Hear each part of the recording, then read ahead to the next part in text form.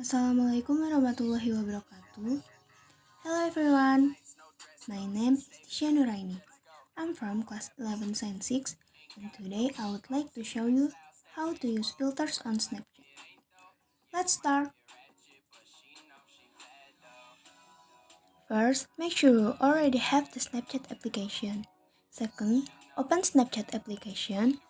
After that, register your account. If you already have one, just log in.